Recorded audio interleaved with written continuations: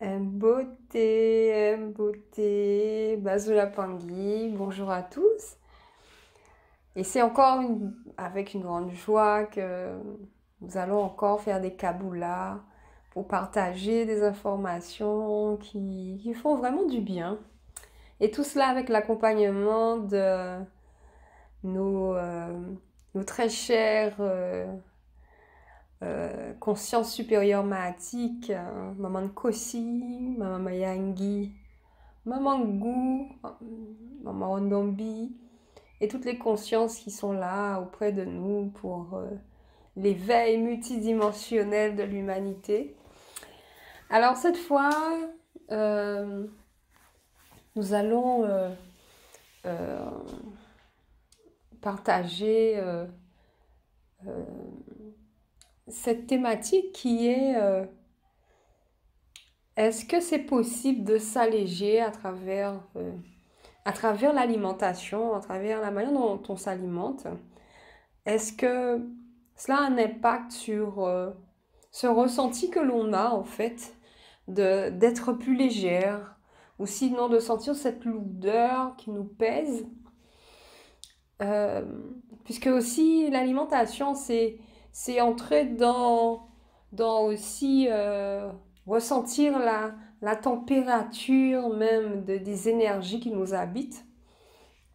Et à travers l'alimentation, on peut aussi jouer sur ces énergies subtiles, des énergies plus douces, plus agréables, plus légères, ou sinon, euh, on peut aussi intégrer des énergies qui sont encore plus complexes et plus lourdes. Puisque comme la tradition nous enseigne, derrière chaque chose, il y a des entités, il y a des énergies, il y a des génies, il y a en fait tout un monde, un univers qui vibre derrière l'aliment. À travers sa forme, sa couleur, à travers sa vibration, on peut ressentir si c'est un aliment qui va nous apporter justement cette légèreté. Et si on ne sait pas, lorsqu'on est attiré par un aliment, on peut faire l'expérience de s'écouter après, de voir comment le corps se met en mouvement, qu'est-ce qui sort du corps justement après et qu'est-ce qui reste. Et tout cela, c'est que du bonheur en fait. Parce que comme on l'a compris, il y a des énergies qui vont apporter cette légèreté. Et lorsqu'on est un peu plus... On sent un peu plus cette légèreté en soi, ça fait du bien. Parce qu'on se sent plus apte à se mettre en mouvement. Les énergies sont favorables à ce que le mouvement puisse s'opérer en fait. Par contre, lorsqu'il y a cette lourdeur, on a tendance à rester immobile, rester cloîtré en fait dans un lieu et on n'a pas trop envie de bouger. On veut que waouh, tout se fait sur place, là, comme ça, là, tout de suite. Mais sachant que la vie, c'est un mouvement.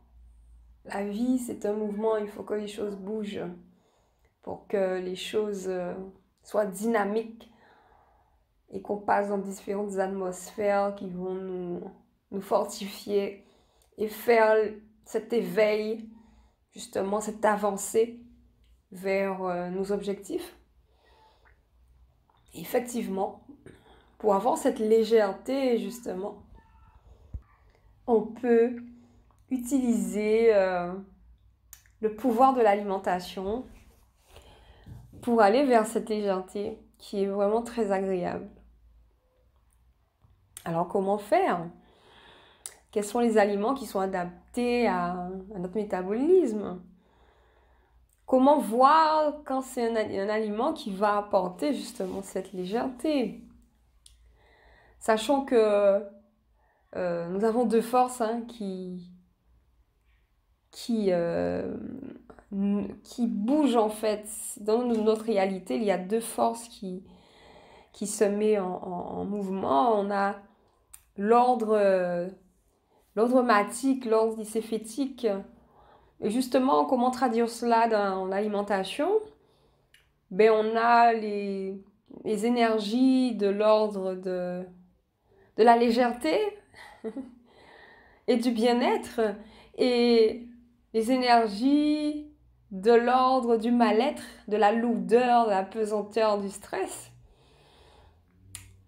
Donc il y a cette traduction qui se met en place au fur et à mesure dans notre compréhension de l'alimentation à travers notre tradition. Et c'est vraiment que du bonheur, puisque ça permet de faire des meilleurs choix. Lorsque je vais manger, les questions à se poser, hein. Alors, ce que je mange, est-ce que ça a un impact positif ou négatif sur moi? Déjà, des réflexes quand même assez intéressants à mettre en place et de vérifier ce que l'on mange lorsqu'on va dans un magasin ou peu importe, à partir du moment où on se met en contact avec des aliments, il faut vérifier la traçabilité, faire en sorte d'avoir le plus d'informations possible concernant cette traçabilité parce que des fois on est étonné de voir qu'est-ce qui se passe derrière, comment les êtres manipulent l'aliment et comment euh, même des aliments naturels quelquefois sont énergétiquement très bas.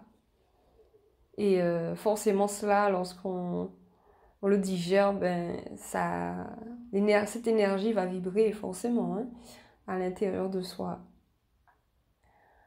Voilà, donc je voulais survoler ces différents aspects encore de l'alimentation qui